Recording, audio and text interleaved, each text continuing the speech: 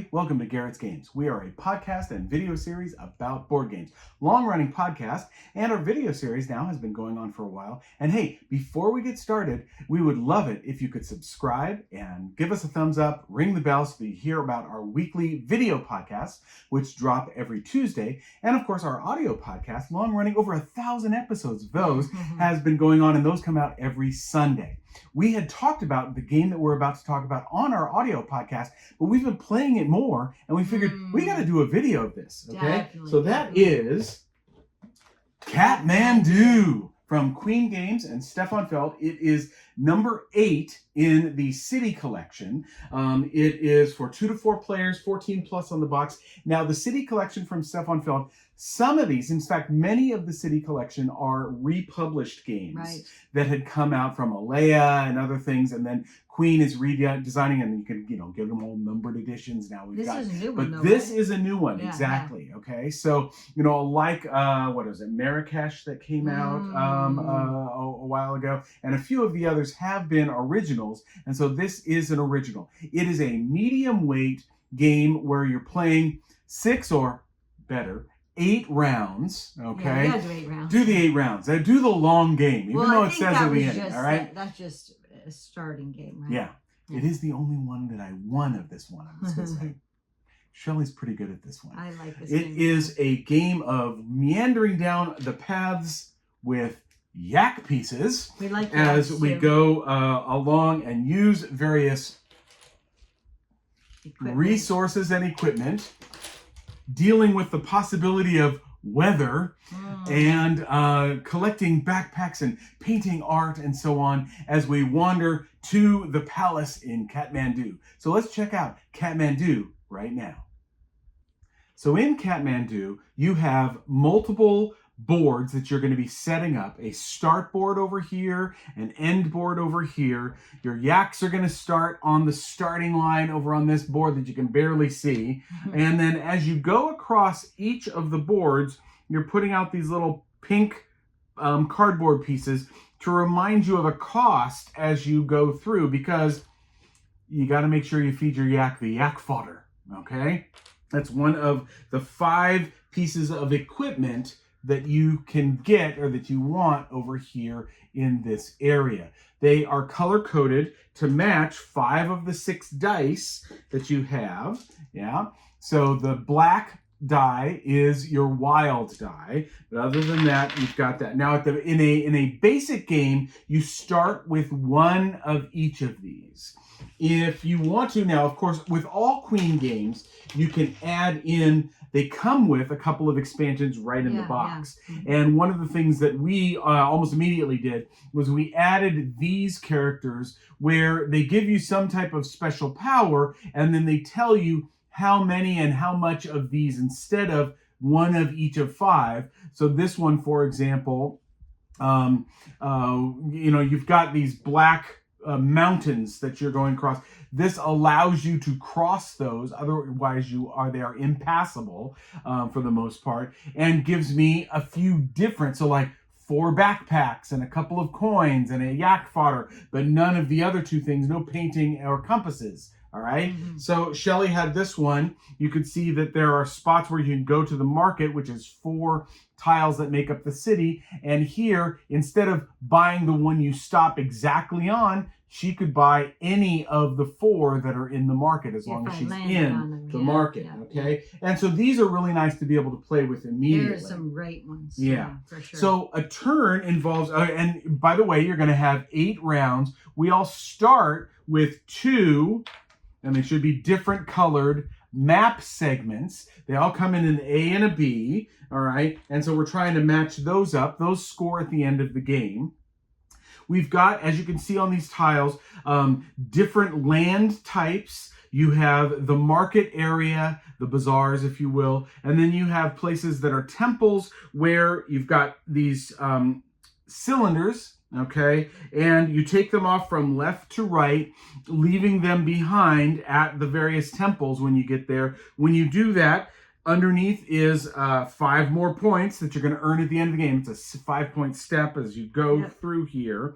And then you also, that's how you get more of these map pieces. At the end of the game, each map piece by itself is worth 1 point. If you get the 2, so for example, if the A and B, so Shelley, if Shelley got this blue A to go with her blue B, that would be worth 4 points at the end of the game. You also have, then, depending upon the number of players, you put out an animal card with 2 players. So I'm going to put this, let me put this over here. And then you also put out 1 more than the number of players of backpacks. And these backpacks are resources that you are going to get. You also start with 2 or more, depending upon if you've got one of your characters. Like Shelley had this one, she got 5 backpacks to start from the starting backpacks. Okay, so if we're just doing the regular game, we get 2 each. Okay, and these allow you to, these are one-time use to spend to get a certain number of points. So you're going to start each round by rolling your dice. Okay, and then at the start of a turn, so say I were the start player, I've got my Stefan Feld trusty standee here. I get to choose one of my dice that I'm going to do, and at the start, so if I were the start player, I'm going to start on one of these spaces over here on the start board, okay, and then move however many spot pips that are on the die.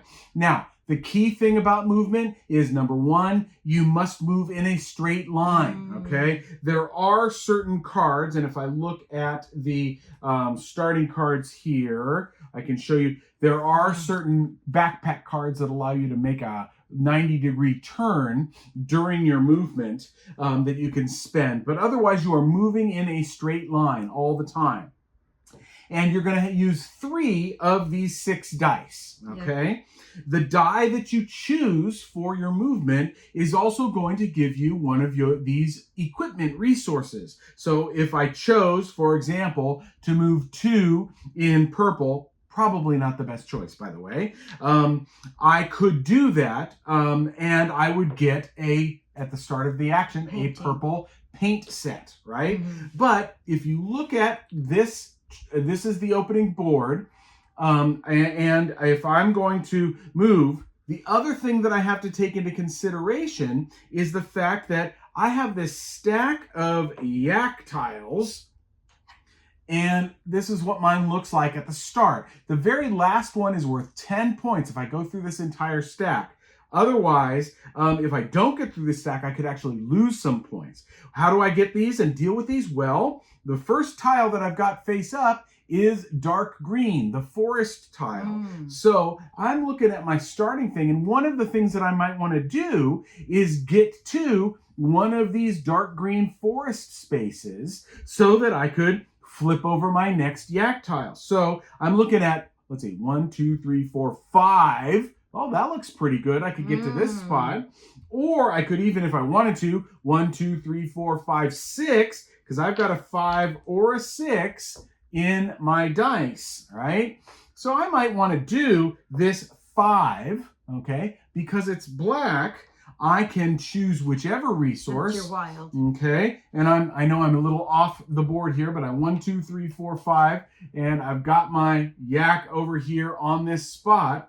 And then I can, I got that. I got to choose which one I wanted to do. So maybe I'm looking at this and I'm going to possibly set myself up to go to the bazaar next. So maybe I make sure that I have that coin since I got a choice on that one, right? So I could buy stuff. I also, if I had, and of course I would be starting with a backpack, I can look over to these equipment cards, and the terrain type that is in the back, I can spend a backpack if I'm on that terrain type and take this card. Now, That's a special card. Which is a special card, yeah. Now, remember how we said when you line up an A and a B together over here, okay, that's worth 4 points. Well, this is a treasure chest. This makes it so that it protects your maps, and you can put multiple maps in here if they're complete.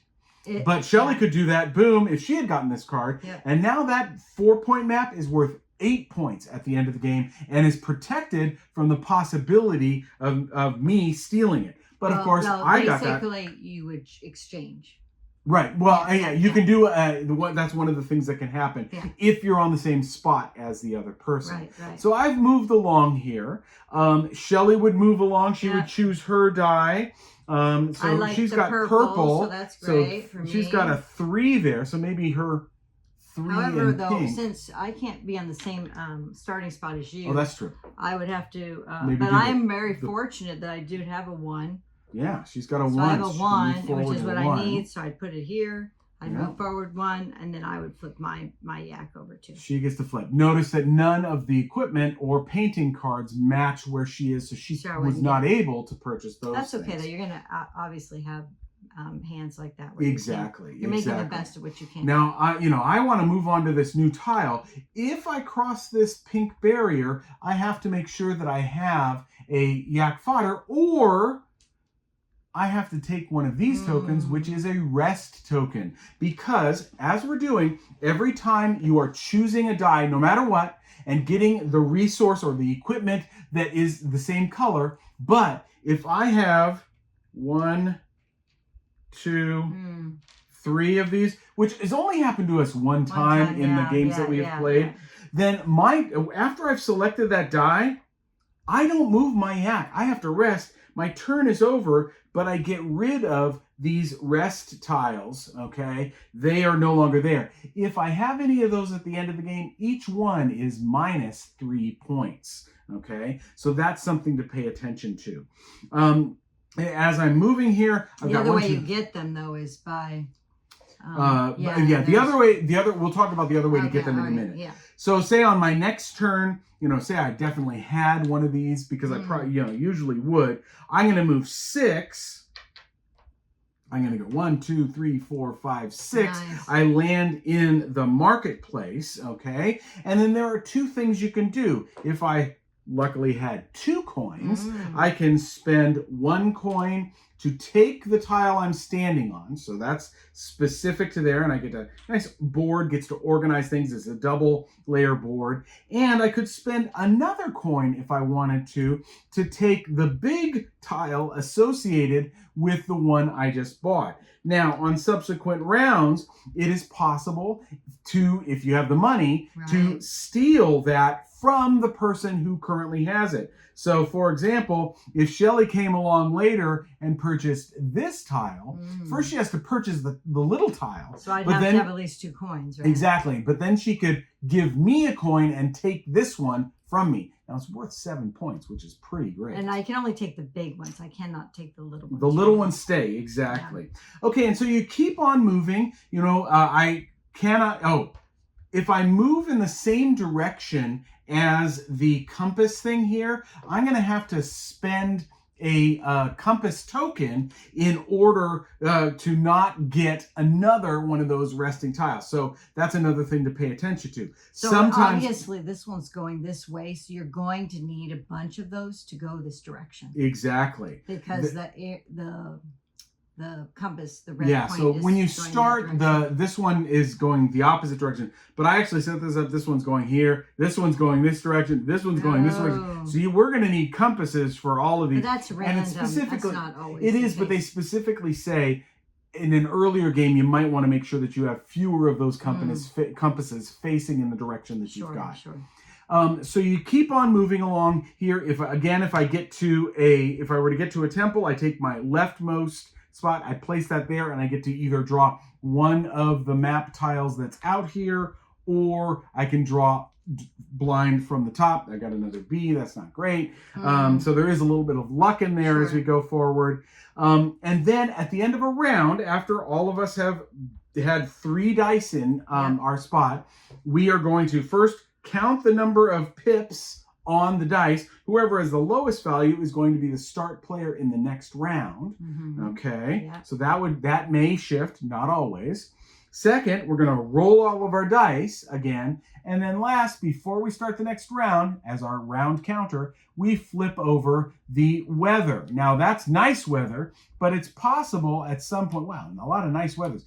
you're going to get bad weather. Right. Bad weather means that the weather token advances from the start to the next spot on the break in the boards, and whoever is behind, again, has to take one of these rest tokens. Exactly, because you're dealing with the weather. That's a problem.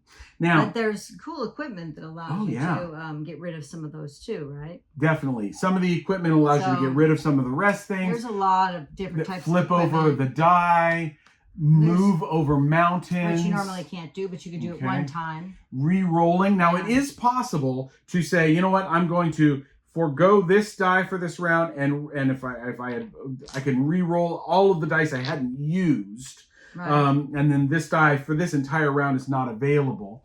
But this, for example, allows you to re-roll 3 times, or up to 3 times, as many dice as you want. And you keep those until you use them. Exactly, so that's exactly. Good to have. Now, you go through, and you're going to go through 6 if you're doing the short game, but don't do the short game, or 8, which is using all of the boards here. Yeah.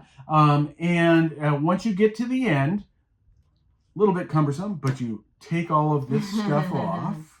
It's pretty cool, actually. Boop, boop, boop.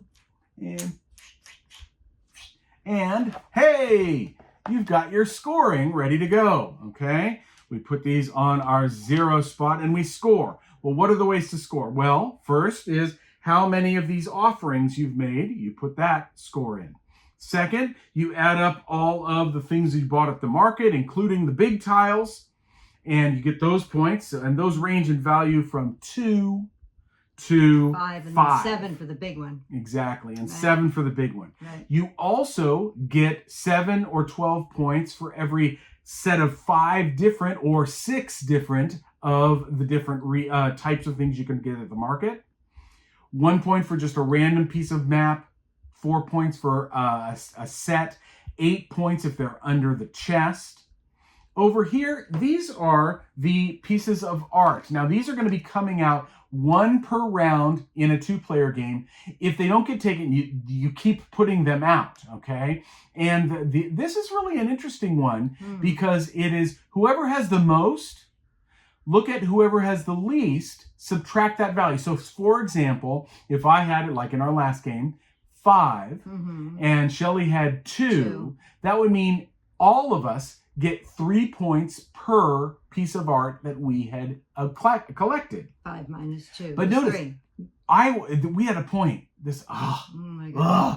Where I could have gotten one that she got last, so it would have been 6 to 1. So instead of getting 15 points from these, I would have gotten 30. That's 30. pretty big. That would have been big. Yeah, huge. I still would have lost, but okay. So that's for the art. You then go through, and however many of the yak tiles you've gotten through, if you've gotten through all of them, you're going to get 10 points. If you have 1 left, you have 0, and then it's negative if you haven't gotten through them. Yeah, quite a bit. Yeah, quite a bit. So it's something you're definitely working on. If you did not get to the end board, you're going to lose points. Then you get a point for every equipment you didn't use, backpack card you didn't use, and minus 3 points for the resting tiles if those are on your board. And that's the game. All right, so as I ask always at this point, so what do you think of this one, hon? Well, I love this game. She wins all the time. How many times have we played this game? We played this at least 5 times. She's won 4 of the 5 games. Yeah. But it's so much fun. And it's just the right level, really. It's a medium weight game. Definitely a medium weight game. This one came with, in the Kickstarter, because we kickstarted this. Sure. This came with the repub of Rum and Pirates, which is also a lighter game. We already had the Rum and Pirates. I probably should have just gotten this one, but You got Rum and Pirates too? I got the Rum and Pirates one too. That's funny. Oh well. But we really like this one. And it's that medium weight game. Some Feld games are heavier. And you may be used to this, you can really jump right in. And it is much a lighter, medium weight game. It plays in about an hour, I think. Yeah. There's a lot going on. Oh, yeah, definitely. But it's really straightforward. There is some luck. Not too much. It's all skill. I'm just gonna say. It's all skill. In the last game, there were 4 times that I re-rolled And every single re-roll that I needed a particular value or 2 of 6. So, Sure. And all 4 rolls didn't get the number that I needed. Well, you can made only things put worse. 1 die aside and re-roll 1 time. Each turn. Unless you have the special card, which allows you to re-roll 3 times or something like that. Yeah. So that's. I will say that it did happen to Shell one time. She had the roll 3 times, and she rolled 4 times. She was trying to get one particular number. She never got it. No, but she was trying really to get that one particular number on a particular color die. Right. I just wanted a 2. I wanted a 2, and I couldn't get a 2. It's hard though, because when you're picking out your die, you know, if they're ones that work for you, you put those down, and then you're like, oh man, I can't use the next die because maybe it's going to be, I can't move across the. Or you're going to lose points because you got to get the yak fodder thing. Yeah. You got to get the pink, and you got to pay that. Or you need a compass. Straight. You can't go straight because you're going to hit the mountains. You're going to hit the mountains, exactly. And you're trying to get a lot of things, right? So you're trying to get a lot of things. Yeah. So I mean, this is telling you how many you're going to move, but it's also going to tell you the type of equipment you're getting. Yeah, exactly. And then it's really nice when the black die rolls the exact value that you want. You can do whatever you want with it. Well, you just get to pick whatever you need too, right? Yeah. So But I really like this game. I do too. It is very fun. Yeah. And I think it's one that kind of slipped past people. Really? Because, well, I mean, it was kickstarted by Queen, and this is, numbers, I think 7 and 8. So this was like the 4th set of ones that they kickstarted. And by that point, some people may have fallen by the wayside. I'm not sure. But this one is worth checking out. Oh, my gosh. I mean, it may be that at Queen's booth, they do a really good job of getting all of their stuff. So if you're going to Essen, this might be one to track down and see if you want to add it to your collection. Yeah, so again, this is Kathmandu from Stefan Feld, part of the City Collection, number 8 for 2 to 4 players, 14 plus from Queen Games.